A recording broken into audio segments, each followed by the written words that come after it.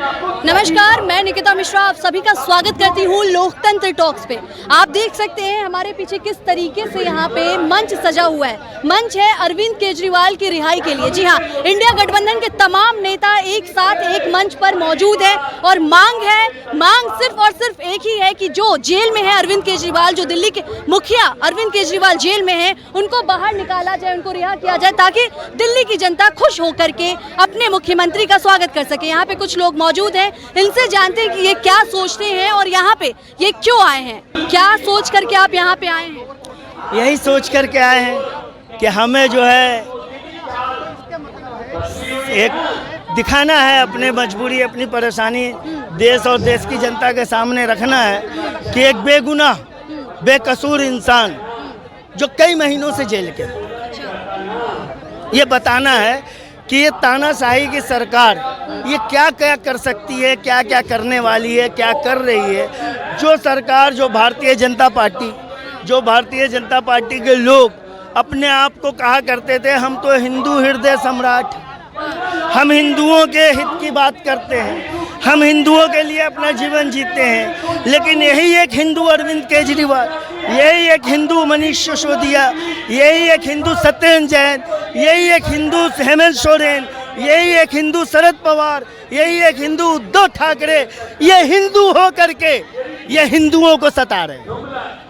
आज हिंदू धर्म के लोगों को अपनी आंख खोल करके सोचनी चाहिए इस बात को कि ये सरकार हिंदुओं की हितैषी नहीं है, ये सरकार सत्ता लोभी है, कुर्सी पे बैठे रहना चाहती है, ये सत्ता की स्वार्थी सरकार है, ये देश के किसी भी धर्म के लोगों के हिमायती नहीं है, न उसकी संरक्षक है।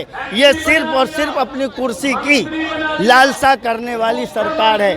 आपने पहले भी देखा होगा, कुछ साल पहले हमारे माननीय गृह मंत्री जी ने सीना ठोक करके कहा था 50 वर्षों तक हम शासन करेंगे। ये 11वें वर्ष में इनको 303 से भारत की जनता ने 240 पे खदेड़ दिया। तो जिनका जो अहंकार था 50 वर्षों तक शासन करेंगे, ये तीसरी पारी में ही 2 बैसाखियों पे आ गए। इन्हें देश की जनता ने बैसाखी दे दी, एक दाहिने हाथ में एक बाएं पैर पे, पैर रहते हुए सही सलामत पैर है लेकिन उनको बैसाखी मिल चुकी है। तो इनका अहंकार, ये इनका अहंकार था। इनका अहंकार चुनाव से पहले था 400 पार, 400 पार, 400 पार। इन्हें पता नहीं ये भारत है यार, ये भारत है, ये भारत की जनता है। इस भारत की जनता ने पता नहीं कितने कितने बड़े बड़े अहंकारियों को धूल चटाया है। इतिहास उठा करके देख लीजिए। बीजेपी का कहना है इस बार तो दिल्ली से आम आदमी पार्टी भी साफ हो जाएगी। कोई बात नहीं, समय आएगा, समय सब बता देगा। समय सबसे बड़ा बलवान होता है, वो कहते रहेंगे। उन्होंने तो कहा था 400 पार, 240 पे अटक गए। अब दिल्ली से जो संसदीय चुनाव होगा, दिल्ली के अंदर जो विधायकी का चुनाव होगा, विधानसभा का, उस चुनाव में एक बार फिर से हमारे केजरीवाल जी मुख्यमंत्री बनकर के आएंगे। आज़ाद भारत में जो लोकतंत्र की जो परंपरा थी, लोकतंत्र की जो प्रथा थी, जो ये थी कि सभी पार्टियों को एक जैसा ट्रीट किया जाए, लेकिन इस देश का जब से भारतीय जनता पार्टी और एनडीए की सरकार आई है इस देश में, तब से आज ये जो भारतीय जनता पार्टी के जो शीर्ष नेतृत्व है, उन्होंने हमारी राजनीतिक पार्टी को खत्म करने का बीड़ा उठा रखा है। इन्होंने राजनीतिक दुश्मनी के तहत इस कदर ये अंधे हो गए हैं, ये इतने अंधे हो गए हैं कि आज हमारे बीमार सीएम को, जिनका जो शुगर लेवल है वो 50 के नीचे जा रहा है, जिनके सारे ऑर्गन कभी भी फेल हो सकते हैं, डॉक्टरों की चेतावनी पर चेतावनी देने के बावजूद भी इनके कान में जूं नहीं रेंग रही है। इसलिए पूरे देश, पूरी दुनिया को हम आवाज़ के साथ ये बताना चाहते हैं कि इस तानाशाही को, इस अत्याचार को रोका जाए और हमारे केजरीवाल जी को तुरंत रिहा किया जाए। बीजेपी का कहना है कि बीमारी तो एक बहाना है जेल से बाहर निकलने के लिए, इसीलिए वो बीमार हो रहे हैं, बाहर आएंगे तो सब सही हो जाएगा। तो जो इनके डॉक्टर हैं,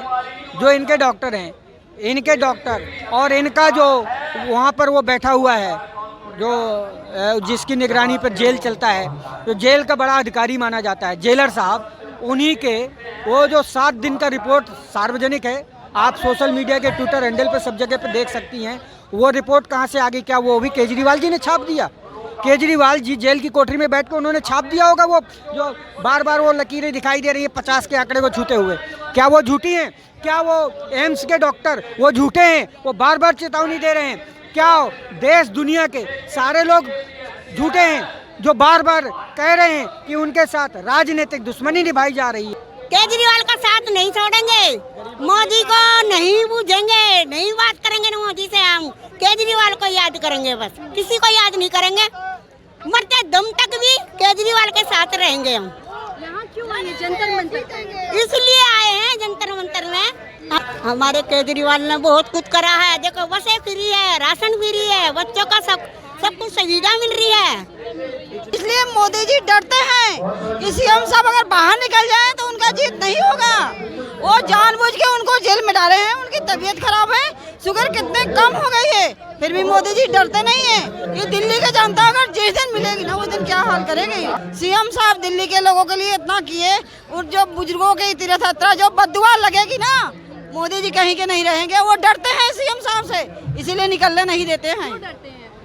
इसलिए कि यहाँ दिल्ली में हो गए, पंजाब में हो गए, उनको डर है कि अब वो कर देंगे तो बाहर से भी वो चले जाएंगे बीजेपी, इसीलिए उनको डर है। बाकी मोदी जी तो उसका साथ देते हैं जो घोटाले करते हैं, जो उनकी पार्टियों में चला जाता है, बड़े बड़े घोटाले करते हैं, वो अपने पार्टी में आते हैं, उनको दूध के धुले हो जाते हैं। आप लोगों को कोई बोला यहाँ पे आने के लिए अपने मन से? नहीं, हम तो अपने मन से आए हैं। हमें कौन बोलेगा? हमें दिख रहा है कि अरविंद केजरीवाल जी के साथ में बहुत बुरा हो रहा है, इसलिए हम उनकी समर्थन में आए हैं कि मजबूत हो। केजरीवाल के साथ हम खड़े हैं और मरते दम तक केजरीवाल जी के साथ हम खड़े रहेंगे। अगर जेल में उन्होंने करप्शन किया होता या कोई भ्रष्टाचार मिलता इनको तो निचली अदालत ने बेल दे दी, उसके बाद सुप्रीम कोर्ट ने बेल दे दी, माननीय सुप्रीम कोर्ट ने। जिस दिन माननीय मुख्यमंत्री जी को रिहा होना था उसके एक दिन पहले इन्होंने षड्यंत्र रच के सीबीआई के थ्रू गिरफ्तार करवा दिया। अब सीबीआई के तहत हमारा केस चल रहा है। तो अगर कहीं भी एक पैसे का भ्रष्टाचार इनको मिला होता तो सुप्रीम कोर्ट बेल क्यों देता और निचली अदालत बेल क्यों देती? बीजेपी और आम आदमी के बीच में दिल्ली की जनता पीस रही है। केजरीवाल जी कह रहे हैं कि हम जेल से ही सरकार चलाएंगे, बीजेपी कह रही है कि उनको नैतिक के रूप में इस्तीफा दे देना चाहिए। तो नैतिकता के रूप में तो इनको जो है मणिपुर में भी इस्तीफा दिलवा देना चाहिए, नैतिकता के साथ इनको जो है महाराष्ट्र में भी इस्तीफा दे देना चाहिए, नैतिकता के साथ इनको गुजरात में जो फ्लूड आया हुआ है वहाँ भी इनको दे देना चाहिए था। नैतिकता अगर इनमें है तो आज हिमाचल और उत्तराखंड की सरकार को भी इस्तीफा दे देना चाहिए, जो पूरे जंगलों में आज डूबे हुए हैं, पूरा रोड जाम हो रखे हैं। अगर इनमें इतनी नैतिकता है तो आज जो है गैर नैतिकता के आधार पर चल रही सरकार हरियाणा की खट्टर सरकार गिरने के बाद इनके पास तो आज की डेट में बहुमत तक नहीं है, फिर भी ये जबरदस्ती सरकार चलाने में लगे हुए हैं। इनके पास ये कौन से प्रधानमंत्री मोदी जी को, जैसा कि आज हमारे देश के जो राष्ट्रीय नेता हैं आदरणीय सांसद संजय सिंह जी ने आज मांग की है राज्यसभा के संसद सर पटल में, उन्होंने कहा है कि इस देश का राजधानी का जो दिल्ली है वो 2 करोड़ लोगों की चुनी हुई सरकार को खत्म करने का जो हत्यारे है, और जो ये 3 हमारे बच्चे, जो नौजवान बच्चे जो शिक्षा पाने के लिए दर दर की ठोकरें खाने वाले बच्चे, इन बच्चों की हत्या का जो हत्यारा है उसका नाम है विनय सक्सेना, जो एलजी के पद पर बैठा है, उसको तुरंत सस्पेंड किया जाए और उसे जेल में डाला जाए। आप क्या कहेंगे प्रधानमंत्री नरेंद्र मोदी जी के लिए? देखिए, उनको शिक्षा मिल गई है, 303 से 240 पे आ गए। अब उनको सद्बुद्धि आ जानी चाहिए। उनको देश जो है संविधान से कानून सम्मत चलानी चाहिए। किसी एजेंसी पे दबाव डाल करके किसी को जेल में डालना, किसी के सरकार को गिराना, किसी के सरकार को तोड़ना, इन नीतियों से बचनी चाहिए, क्योंकि अब उनका जो है कि आखिरी कार्यकाल है अपने प्रतिष्ठा।